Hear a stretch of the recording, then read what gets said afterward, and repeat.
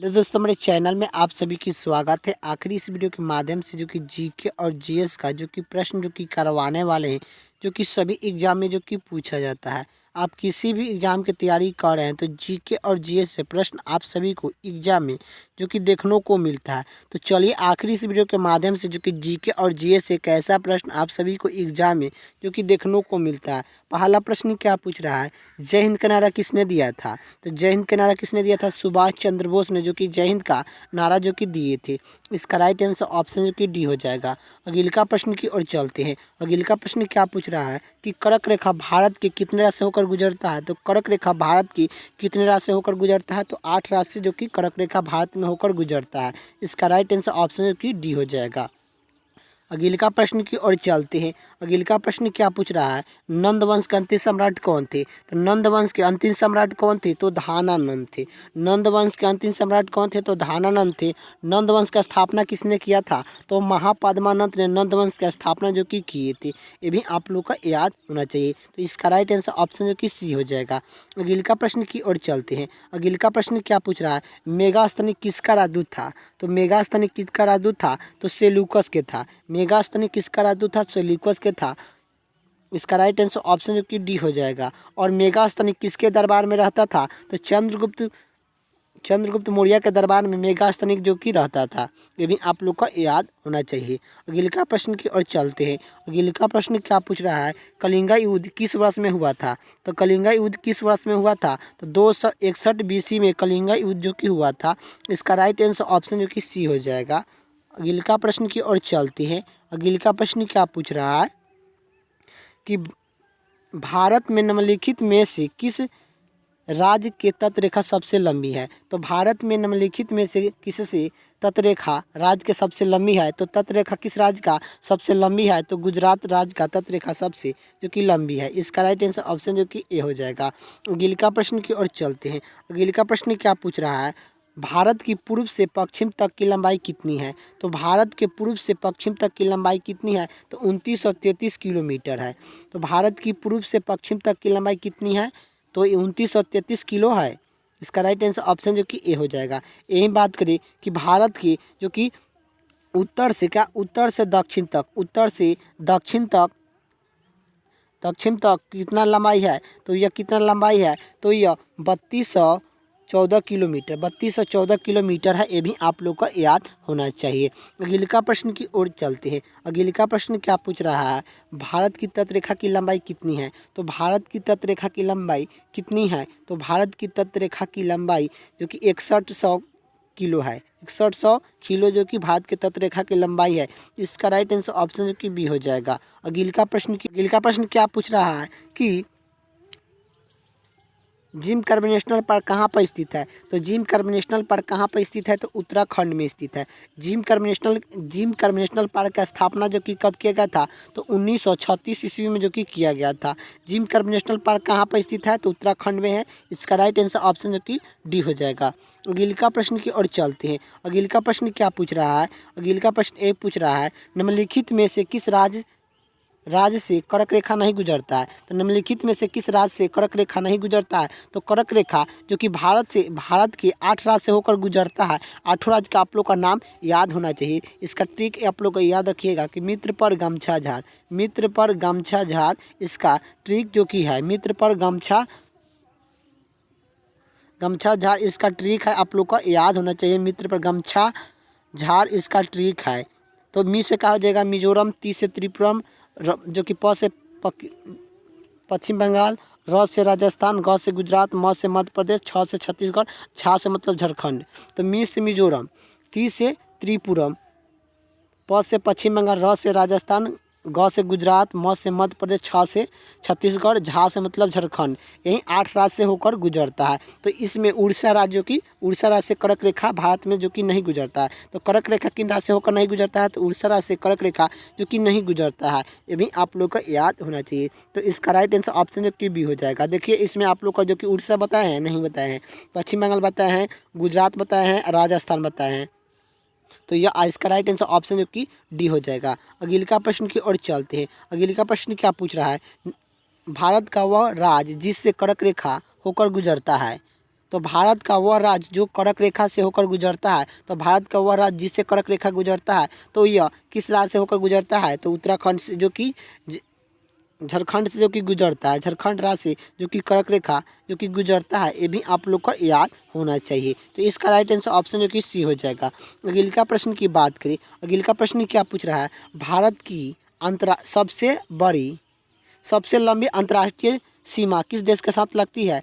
तो भारत की सबसे लंबी अंतर्राष्ट्रीय सीमा किस देश के साथ लगती है? तो बांग्लादेश के साथ जो कि लगता है 4,096 किलोमीटर जो कि लगता है, ये भी आप लोग को याद होना चाहिए। अगले का प्रश्न की आप बात करें, अगले का प्रश्न क्या पूछ रहा है? सबसे छोटा स्थलीय सीमा भारत के किस राज्य के साथ लगता है? सबसे छोटा स्थलीय सीमा भारत के किस देश से होकर लगता है? किस देश से के साथ लगता है? तो किस देश के साथ लगता है? तो यह जो कि किस देश के साथ लगता है? तो भूटान देश के साथ जो कि लगता है। इसका राइट आंसर ऑप्शन जो कि सी हो जाएगा। अगले का प्रश्न क्या पूछ रहा है? निम्नलिखित में से कौन सी नागदा फसल है? तो निम्नलिखित में से कौन सी नागदा फसल है? मकई एक नागदा फसल है। इसका राइट आंसर ऑप्शन जो कि बी हो जाएगा। अगले का प्रश्न की ओर चलते हैं। अगले का प्रश्न क्या पूछ रहा है? निम्नलिखित में से कौन सा खड़ी फसल नहीं है? तो निम्नलिखित में से कौन सी खड़ी फसल नहीं है? तो सरसों जो कि खड़ी फसल नहीं है। सरसों एक रबी फसल है। सरसों कैसा फसल है? तो एक रबी फसल है। ये भी आप लोग को याद होना चाहिए कि सरसों कैसा फसल है, तो रबी फसल है। और यह जो कि कपास, मूंगफली, मकई और ये सब जो कि तीनों क्या है? तो तीनों एक जो कि खड़ी फसल है। यह तीनों क्या खड़ी फसल है, लेकिन यह रबी फसल जो कि कौन है? सरसों एक रबी फसल है। तो इसका राइट आंसर ऑप्शन जो कि डी हो जाएगा। अगले का प्रश्न की ओर चलते हैं। अगले का प्रश्न क्या पूछ रहा है? निम्नलिखित में से खड़ी फसल कौन सी है? तो खड़ी फसल कौन सी है? तो चावल एक खड़ी फसल है। चावल क्या एक खड़ी फसल है। और जो कि जौ, गेहूँ, सरसों ये तीनों क्या है? एक रबी फसल है। क्या रबी फसल है? ये भी आप लोग को याद होना चाहिए। तीनों जो कि एक रबी फसल है, आप लोग को याद होना चाहिए। लेकिन इसका राइट आंसर ऑप्शन जो कि चावल हो जाएगा। इसका राइट आंसर ऑप्शन जो कि ए हो जाएगा। अगले का प्रश्न की बात करें, 1897 के विद्रोह कहाँ से शुरुआत हुआ? तो 1897 का विद्रोह कहाँ से शुरुआत हुआ? तो मेरठ से हुआ था। मेरठ से हुआ था। कब हुआ था? तो 10 मई 1897। 10 मई 1897 ईस्वी को जो कि शुरुआत हुआ था। ये भी आप लोग को याद होना चाहिए। इसका राइट आंसर ऑप्शन जो कि डी हो जाएगा। अगले का प्रश्न की बात करें, अगले का प्रश्न क्या पूछ रहा है? 1897 के विद्रोह के समय भारत का गवर्नर जनरल कौन था? तो 1897 के विद्रोह के समय भारत का गवर्नर जनरल कौन था? तो लॉर्ड कैनिंग था। लॉर्ड कैनिंग था। इसका राइट आंसर ऑप्शन जो कि बी हो जाएगा। अगले का प्रश्न की ओर चलते हैं। अगले का प्रश्न क्या पूछ रहा है? अगले का प्रश्न यही पूछ रहा है, निम्नलिखित में से मगध का वह कौन सा शासक राजा था जो सिकंदर महाराज का समीकरण था? तो यह कौन सा राजा मगध के था जो सिकंदर सम्राट का समीकरण था? तो यह धानानंद था। इसका राइट आंसर ऑप्शन जो कि सी हो जाएगा। अगले का प्रश्न की ओर बात करें। अगले का प्रश्न क्या पूछ रहा है? विस्तार का युद्ध 326 बीसी में जो कि हुआ था। 326 बीसी में विस्तार का युद्ध किस किस के माध्यम में जो कि बीच में हुआ था? तो किस के शासन के माध्यम के बीच में जो कि हुआ था, आप लोग को बताना है। तो विस्तार का युद्ध किन किन शासक के बीच में हुआ था? तो यह सिकंदर और पंजाब पोरस के बीच में। तो सिकंदर और पंजाब पोरस के बीच में हुआ था। जो कि विस्तार का युद्ध कब हुआ था? तो 326 बीसी में हुआ था। 326 बीसी में जो कि हुआ था, ये भी आप लोग को याद होना चाहिए।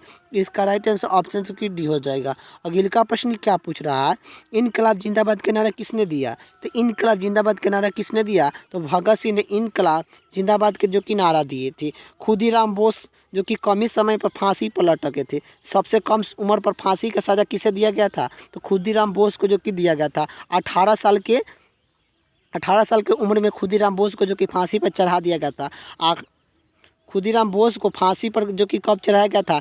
11 अगस्त 1908 ईस्वी में खुदीराम बोस को जो कि फांसी पर चढ़ा दिया गया था। ये भी आप लोग को याद होना चाहिए। खुदीराम बोस जो कि भारत में कम ही समय पर फांसी पर जो कि सज़ा पर जो कि चढ़ गए थे। यह जो कि सबसे कम उम्र के सज़ा किसे दिया गया था? खुदीराम बोस को जो कि दिया गया था।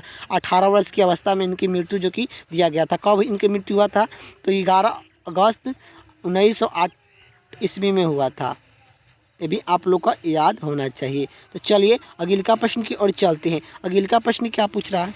अगले का प्रश्न क्या पूछ रहा है? आज़ाद के समय भारत की अध्यक्षता कौन किए थे? तो आज़ाद के समय भारत की कांग्रेस की अध्यक्षता कौन किए थे? तो आज़ाद के समय भारत कांग्रेस की अध्यक्षता कौन किए थे? आज़ाद के समय कांग्रेस के अध्यक्षता कौन किए थे? जेपी कृपलानी ने जो कि किए थे। और भारत कब आज़ाद हुआ था? तो भारत जो कि कब आज़ाद हुआ था? 15 अगस्त 1947 को भारत जो कि आज़ाद हुआ था। ये भी आप लोग को याद होना चाहिए। तो इसका राइट आंसर ऑप्शन जो कि डी हो जाएगा। इनका प्रश्न क्या पूछ रहा है? इंद्रधनुष में कितने रंग होते हैं? तो इंद्रधनुष में कितना रंग दिखाई देता है? तो इंद्रधनुष में कितना रंग दिखाई देता है? तो 7 रंग जो कि दिखाई देता है। इसका राइट आंसर ऑप्शन जो कि ए हो जाएगा। अगले का प्रश्न की ओर चलते हैं। अगले का प्रश्न क्या पूछ रहा है कि 3 मूल रंग है। 3 मूल रंग कौन है? तो 3 मूल रंग कौन है? लाल, हरा, नीला। लाल, हरा, नीला, ये 3 मूल रंग है और इसे जो कि प्राथमिक रंग कहते हैं। क्या प्राथमिक रंग कौन है? लाल, हरा, नीला को कहते हैं। ये भी आप लोग का याद होना चाहिए। इसका राइट आंसर ऑप्शन जो कि सी हो जाएगा। अगले का प्रश्न की ओर चलते हैं। निम्नलिखित में से कौन सा प्राथमिक रंग नहीं है? तो निम्नलिखित में से कौन सा प्राथमिक रंग नहीं है? तो पीला जो कि प्राथमिक रंग नहीं है। लाल, हरा, नीला, ये तीनों क्या है? तो एक प्राथमिक रंग है, लेकिन पीला जो कि प्राथमिक रंग नहीं है। तो ये तीनों जो कि आप लोग का याद होना चाहिए। तो आखिर आप लोग का जो कि वीडियो कैसे लगा है आप लोग का कमेंट बॉक्स में बताइए। वीडियो अच्छा लगे तो लाइक कर दीजिए, चैनल पर चैनल को सब्सक्राइब कर दीजिए। जय हिंद, जय भारत।